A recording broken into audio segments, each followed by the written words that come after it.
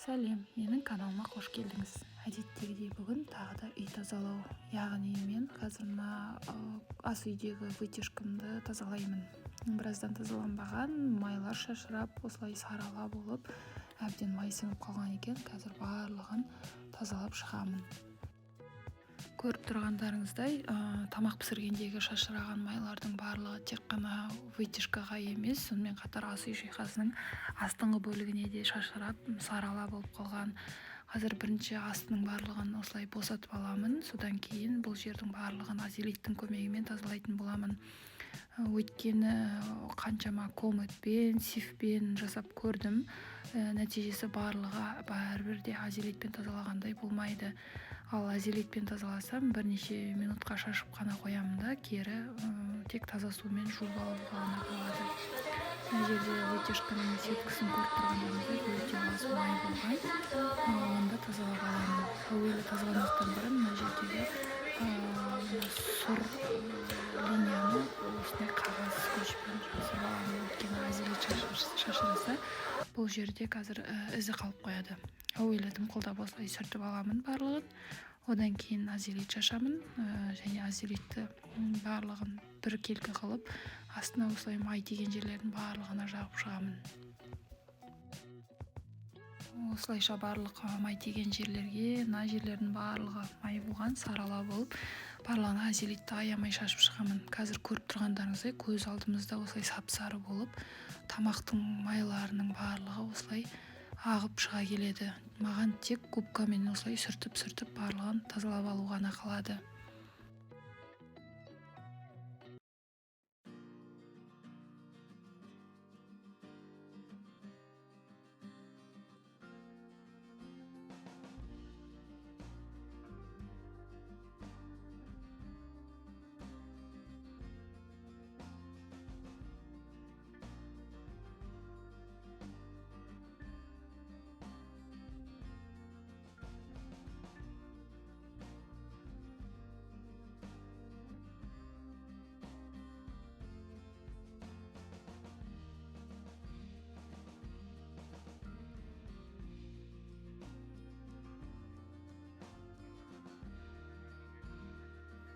Осылайша барлығын таза сумен губкамен әбден сүртіп алдым. Нәтижесі өте керемет болып шықты. Аппақ болды. Ешқандай майдың ізі, еш нәрсе қалмады.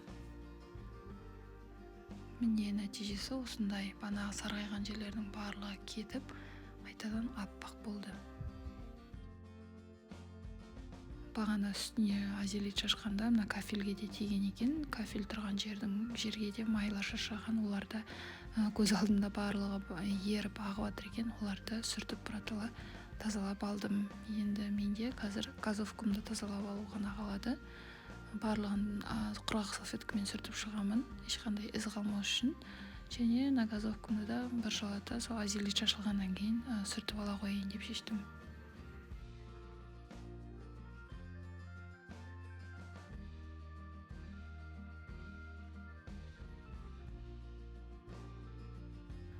Газовкамды да жуып болғаннан кейін осылайша құрғақ қағаз қарапайым салфеткамен сүртіп шығамын. Ешқандай судың, ештеңенің ізі сатпақ болып қалмайды.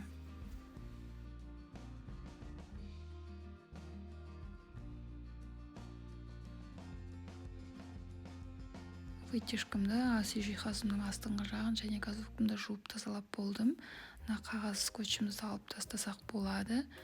Барлығы тап-таза болды. Ал енді вытяжканың мына сеткісін тазалап аламын.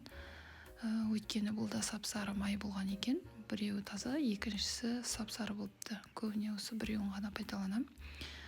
Бұл жерде ең бастысы азелитті шашқаннан кейін бірден көзіңізше осылайынша тазалап алу керек. Өйткені ұзақ қойсаңыз азелит сеткіңізді ертіп жіберуі мүмкін. Өйткені өте жұқа алюминий сеткадан жасалынған. Мен бір оқиға естігем, осылайынша қойып ұмытып кеткен екен азелитті жарты күнге. Сөйтсе, мына сеткісінің барлығы еріп кеткен екен. Шынымен де өте қатты химия, сондықтан сақ болғандарыңыз жөн, бірден тазалап жуып алыңыз, осылайынша аппақ қылады сонда.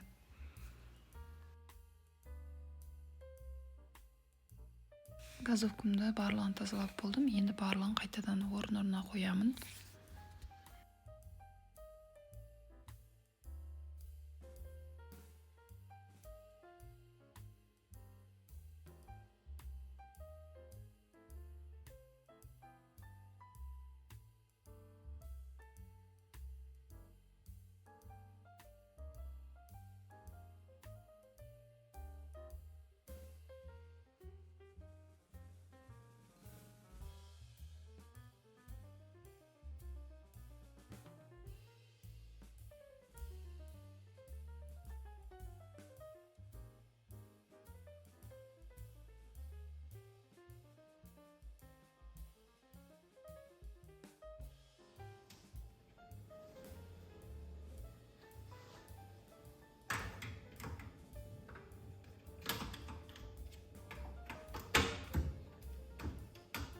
Вытяжкамның да сеткасын қайтадан фильтрін дейміз ба, орнына қойдым. Міне аппақ көріп тұрғандарыңызға барлығы тап-таза болды.